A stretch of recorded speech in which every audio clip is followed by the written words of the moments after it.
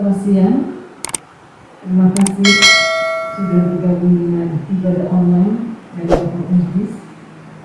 Mari kita buka acara pada siang hari ini dengan doa bersama. Mari kita satukan dalam hati kita. Tuhan Yesus yang baik, terima kasih untuk semua yang Kau berikan pada kami pada hari-hari lalu hingga pada siang hari ini. Kami bersatu hati dalam Engkau, mengucapkan pujian dan syukur kepada Tuhan. Tuhan Yesus, kami akan sebentar lagi akan memulai ibadah ini Tuhan, karena Roh Kudus melalui kami semua, sehingga apa yang kami dapat pada hari ini Tuhan Yesus membuat kami semakin dekat dan semakin mengenal Engkau. Terima kasih Tuhan, berkati acara ini dari awal hingga akhir. Segala berkat panjatkan Tuhan dan bersama kami hidup. Amin. Shalom Bapak Ibu yang dikasihi oleh Tuhan Yesus Kristus. Kembali kita berjumpa dalam ibadah secara online bersama dengan keluarga besar Bakor Umpris Rumah Sakit Pusat Kota Medan. Mari kita siapkan hati kita untuk sama-sama kita menaikkan pujian kita kepada Tuhan. Bapa, ku mengasihi.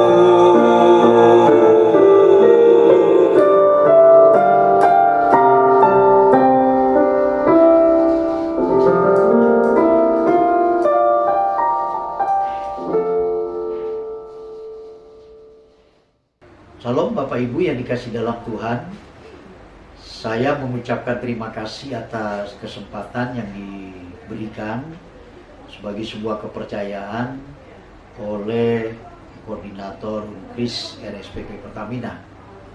Tentunya sebelum saya memberitakan firman Tuhan ini, kita akan berdoa terlebih dahulu, biar Roh Tuhan yang akan memimpin, bahkan yang memberikan rema daripada firman yang sebentar kita akan sama-sama dengarkan.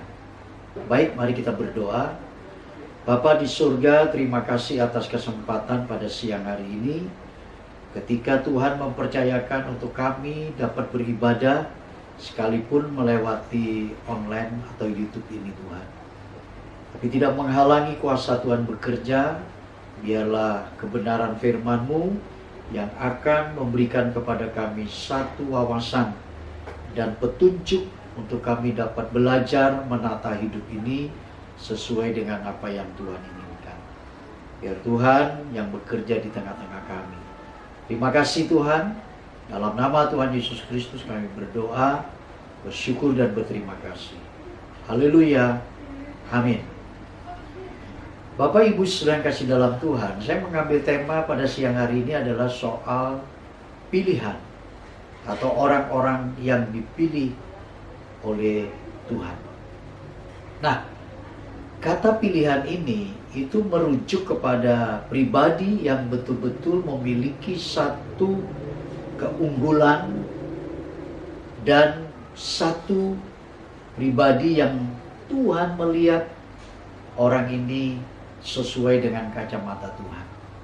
Nah, saya mengambil di dalam Injil Matius pasal yang ke-22, ayat yang ke-14 berkata demikian. Sebab banyak yang dipanggil, tetapi sedikit yang dipilih. Firman ini agak singkat, namun memiliki satu makna dan isi konten yang cukup menarik, bahkan memberikan kepada kita satu kondisi keadaan yang dimana kita mawas diri.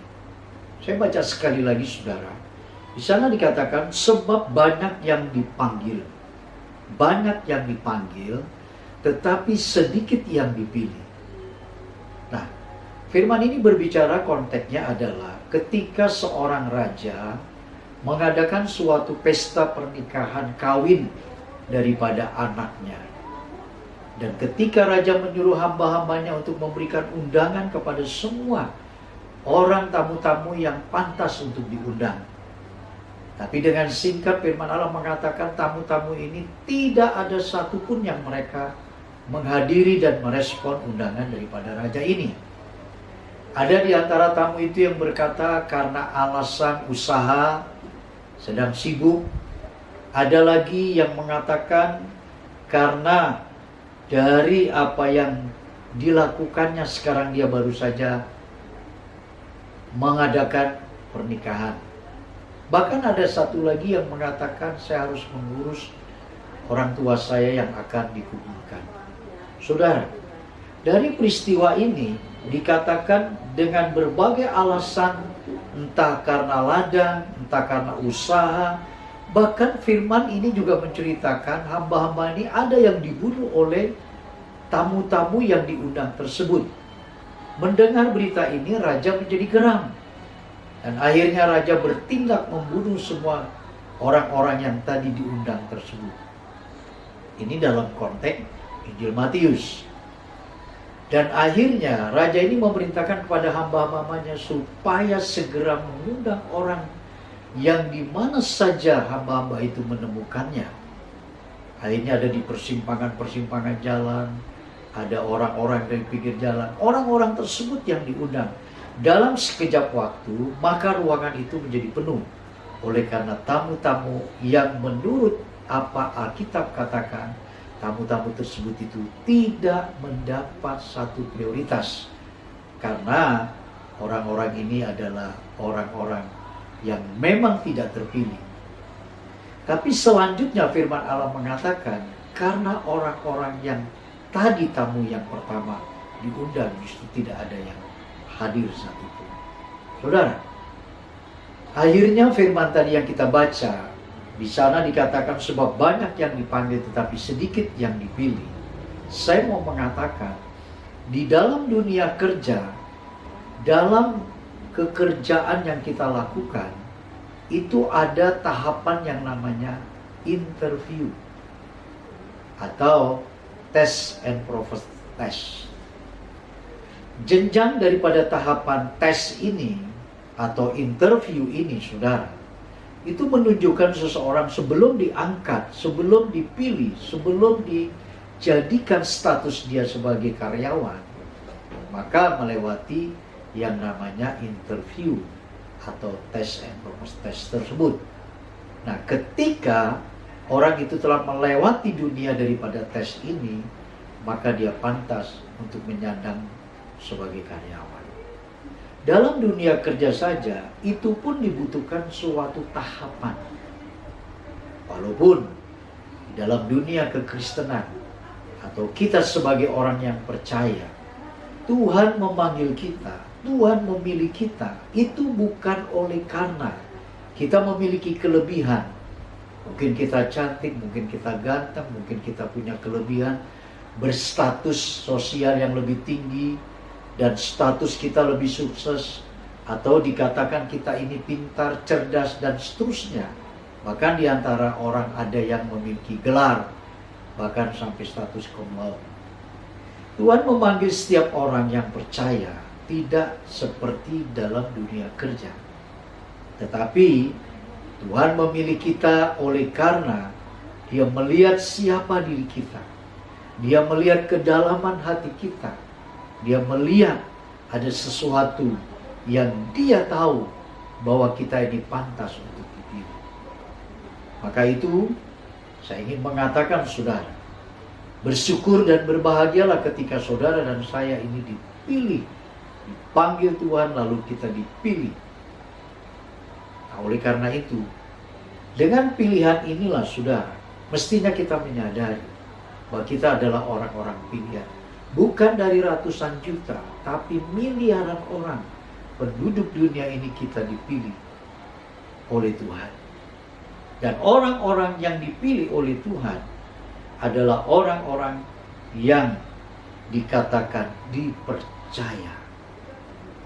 Maka tidaklah heran, salah satu contoh yang saya bisa berikan, ketika seorang atasan, ketika dia memberikan mandat, ketika dia memberikan suatu tugas yang harus dikerjakan oleh bawahannya, dari sekian banyak karyawan, mengapa si bos atau atasan ini meminta supaya si Doni mengerjakan tugas yang dia perintahkan?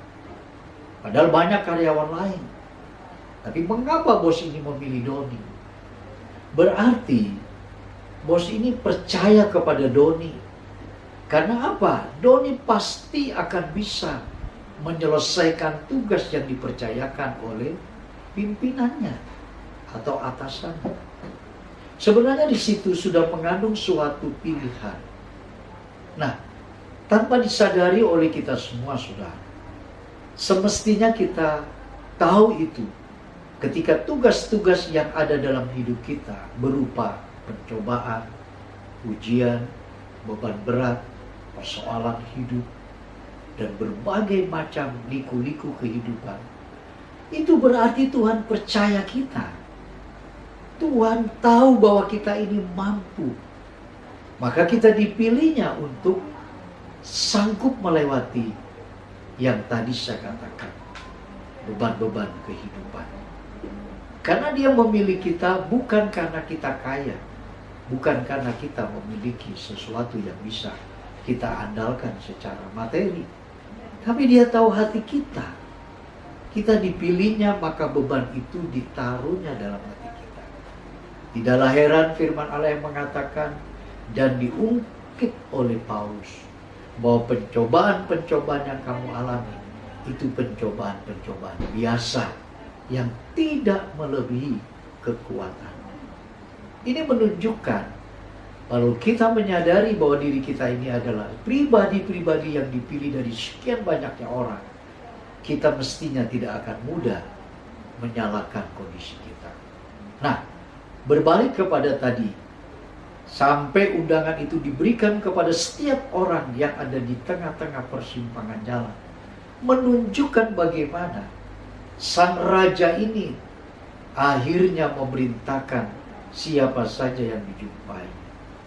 Jangan sampai, saudara, kita yang sudah dipanggil Tuhan, kita yang sudah dipilih Tuhan, tapi kita tidak menyelesaikan pertarungan dan kita menyelesaikan jalan hidup yang dimana Tuhan telah percayakan kepada kita.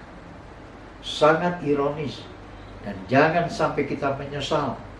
Sesungguhnya pilihan itu telah ada dalam hidup kita. Namun seringkali kita mengeluh, kita bersungut, bahkan kita seringkali tidak menyadari bahwa tangguhnya kita di mata Tuhan. Tuhan ingin supaya kita cemerlang. Tuhan ingin supaya kita menjadi kesaksian banyak orang ketika kita melihat tangan Tuhan yang bekerja mendatangkan sesuatu kebaikan. Bukankah Roma 28 ayat 8 mengatakan, kita tahu sekarang bahwa Allah turut bekerja mendatangkan kebaikan di dalam segala sesuatu. Jadi, kalau kita menyadari kita adalah pribadi-pribadi orang yang dipanggil dan dipilih, maka kita akan muncul bagaikan emas yang murni. Itulah sebabnya, saudara, kita tengok ke belakang bagaimana kesaksian daripada Yusuf. Yusuf adalah anak yang dikasihi oleh Ribka. Yusuf adalah satu pribadi yang dimana saudara-saudaranya membuat menjadi iri hati. Kita melihat bagaimana proses berlangsung dalam Yusuf. Tuhan memang memilih Yusuf dari ke-12 daripada saudara-saudaranya. Nah, mengapa Tuhan menjatuhkan pilihan pada Yusuf? Bukan Yusuf lebih dikasihi oleh ibunya, bukan Yusuf lebih disayang oleh Ishak, tapi Yusuf memiliki keunggulan pribadinya yang mau dibentuk, yang mau menyadari, yang mau tahu bahwa jalan-jalan hidupnya adalah dia bergantung pada Tuhan. Kekasih Tuhan, saya menghimbau lewat firman Tuhan ini, Yusuf ketika dipilih Tuhan dan dia dibuang jauh oleh ayahnya, bukan oleh karena ayahnya sudah tidak peduli atau sayang, tapi masalah yang memisahkan Yusuf dari keluarganya. Itu direnggutnya, itu disobeknya oleh keadaan. Tapi Yusuf tetap tegar. Yang tadinya mungkin dia menjadi pribadi Yusuf yang cengeng, yang mungkin pribadi Yusuf yang dianggap oleh papa mamanya disayang, tapi kondisi yang membuat Yusuf harus jauh. Nah, kesimpulan daripada Yusuf ini, saudara, sampai saudaranya mencebloskan untuk dijual, sampai sumur menjadi bagian proses Yusuf. 2 tahun dia di penjara dan dia difitnah apa yang dia tidak lakukan. Persoalan-persoalan ini sebenarnya sebuah kepercayaan Tuhan pada Yusuf. Yusuf tahu itu. Sampai di penutupnya firman Allah katakan, dia ketika saudara-saudaranya menangis meminta ampun belas kasihan Yusuf, Yusuf hanya berkata, tidak. Walaupun engkau merancang perkara-perkara yang jahat, tetapi Tuhan merancang perkara-perkara yang baik. Orang-orang yang dipilih Tuhan, orang-orang yang tangguh dalam masuk sebuah pilihan, maka orang-orang itu akan tahu, memiliki masa depan, memiliki pola pikir yang jauh ke depan. Karena apa? Karena pikiran dan fokus hidupnya yaitu pada masa yang orang lain belum melihat. Sebagai satu contoh, dan masih ingat di benak kita, hari-hari ini pemerintah kita, khususnya Pak Presiden Joko Widodo atau RI1, beliau dengan memberi satu pencanangan bahwa pemerintahan ibu kota negara Republik Indonesia akan dipindahkan ke Kalimantan Timur, dan itu telah disetujui oleh DPR dan diketok palu bahwa ibu kota akan pindah ke Kalimantan Timur. Kita lihat saudara, ya, beliau ini punya pandangan ke depan. Beliau ini punya pikiran yang jauh sebelum banyak masyarakat dan ahli-ahli yang mungkin di bidang pemerintahan. Tapi beliau sudah melihat yang jauh ke depan orang lain belum lihat. Dia tetap teguh, dia tetap maju apapun rintangannya dari berbagai politikus lain, apalagi yang berseberangan dengan dirinya. Hambatan demi hambatan, tapi dia terus terjang. Dia bentuk satu kekuatan. Dia percaya bahwa ibu kota negara pasti terwujud di Kalimantan Timur. Kita melihat saudara, hanya orang-orang tertentu ketika melihat masa depan yang tidak dilihat oleh orang banyak. Itu orang-orang pilihan. Nah, untuk menutup renungan ini, Bapak Ibu sudah kasih dalam Tuhan, seberapa jauh kita melihat bahwa diri kita adalah orang-orang pilihan. Orang pilihan bukan hanya sekedar status, tapi orang yang dipilih atau orang pilihan adalah sebuah keberadaan yang mesti kita alami bersama dengan Tuhan. Saudara percaya, jangan kita putus asa, jangan kita bimbang, jangan kita mundur setapak pun selalu bersituasi seperti ini. Satu perkara, Yusuf telah melihat itu. Allah Yusuf, Allahnya yang sama yang siang ini kita bicarakan. Saya tidak tahu saudara punya problem apa di dalam dunia medis, pekerjaan, profesional saudara, sebagai dokter, sebagai suster, sebagai perawat dan lain sebagainya. Tapi tiap-tiap orang punya persoalan dan problema sendiri. Tapi jangan sekali-kali kita mengandalkan kekuatan kita. Kita tahu kita dipilih Tuhan. Tuhan punya rencana yang besar. Tuhan Yesus berkati kita. Amin. Mari kita berdoa untuk firman Allah ini. Sekaligus kita akan berdoa untuk persembahan yang sebentar juga akan dijalankan. Mari kita berdoa.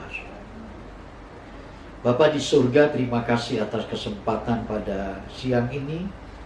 Firman-Mu telah mengajarkan kepada kami bahwa hidup kami adalah pribadi-pribadi yang dipilih. Bukan saja kami dipanggil, tapi kami masuk dalam sebuah pilihan. Tolong kami Tuhan untuk menyadari keberadaan ini, agar kami boleh menapakkan kaki ke depan, bahwa masa depan kami pasti ada. Masa depan kami cemerlang. Kami tidak pernah takut Tuhan. Kami tidak pernah putus asa. Kami tidak bimbang. Karena Engkau yang memilih kami. Dari sekian miliaran orang, pasti Tuhan melihat bahwa diri kami berharga di mata. Terima kasih Tuhan.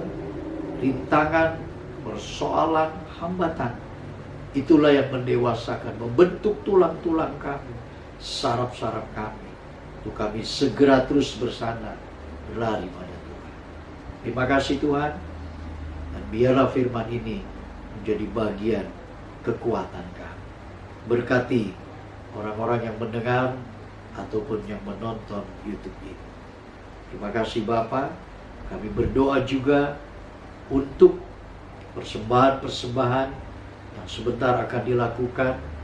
Bagi tangan-tangan yang memberi, Tuhan memberkati. Dan bagi tangan-tangan yang belum bisa memberi, Tuhan juga memberkati. Terima kasih Tuhan. Kiranya Kau dipermuliakan di dalam segala hal. Dalam nama Tuhan Yesus Kristus kami berdoa. Amin. Saudara, sebelum saya mengakhiri dan menutup dalam doa, ada beberapa pokok doa yang mesti kita sampaikan dan kita doakan bersama. Sebab itu, mari pokok doa ini agar kita menyatukan hati kita dan kita menyatukan kebersamaan tujuan daripada doa kita. Mari kita berdoa. Bapa, kami berdoa juga untuk pengurus-pengurus daripada anggota Bakor Kris RSPP Pertamina.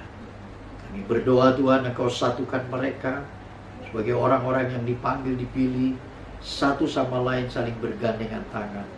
Kalau sampai hari ini, yaitu Bakor Unkris tetap berjalan, itu oleh karena Tuhan yang bekerja. Satukan hati mereka Tuhan sebagai pengurus. Tuhan berikan mereka rendah hati dan tetap semangat dalam kepercayaan. Kami berdoa juga untuk pasien Kristen yang sedang dirawat inap atau dalam perobatan. Tuhan, Engkau akan tolong mereka. Sakit apapun yang diderita dalam rawat inap di RSPP Pertamina ini, tangan Tuhan terkedang. Engkau pakai setiap dokter, baik dokter umum, spesialis, dan apapun Tuhan penyakit daripada pasien tersebut. Kami doakan di dalam nama Tuhan Yesus Kristus, Kau disembuhkan, Kau dijamah, bilur-bilur Tuhan dan darah Tuhan memberikan kesembuhan. Suster-suster diberikan hati yang tabah, hati yang sabar, dan hati yang melayani. Terima kasih Tuhan. Kami berdoa juga untuk tim pastoral yang mengadakan doa-doa setiap Senin dan hari Kamis. Hari-hari yang sudah dipilih ini Tuhan, Engkau pakai dengan kerinduan yang dalam. Dan Kau pakai dengan api Roh Kudus yang membara, sehingga mereka rindu berdoa untuk bukan saja kepada lingkup ruang RSPP Pertamina, tapi banyak orang-orang yang membutuhkan doa-doa yang menyelamatkan mereka.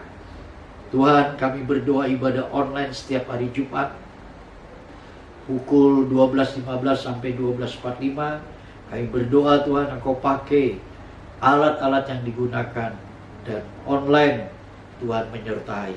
Kami berdoa manajemen sampai kepada office boy dan Perta Medika IHC, Tuhan berkati, Tuhan turut campur tangan. Terima kasih Tuhan. Dan pada akhirnya kami berdoa untuk pemerintahan provinsi ibu kota negara ini Tuhan, yaitu DKI. Kami berdoa untuk gubernur, wakil gubernur, dan staf pemerintahannya, Tuhan berkati. Kami berdoa untuk negara bangsa yang kami cintai, yaitu Indonesia ini. Mulai dari Bapak Presiden Joko Widodo, Wakil Presiden Ma'ruf Amin, sampai RT di mana kami tinggal. Tuhan memberkati kepada mereka. Terpujilah nama Tuhan. Dan akhirnya Tuhan, biarlah kiranya kasih setiamu menyertai kami. Dan Tuhan memberkati kami. Kasih Tuhan, arahkanlah hatimu. Terimalah berkat kasih setia anugerah daripada Bapa di surga. Rahmat yang begitu besar dari kekasih jiwa kita, Tuhan Yesus Kristus. Di dalam persekutuan Roh Kudus, akan meneguhkan, menguat, dan menghibur kita mulai saat siang hari ini sampai Maranatha Tuhan Yesus kembali. Haleluya, amin. Tuhan memberkati.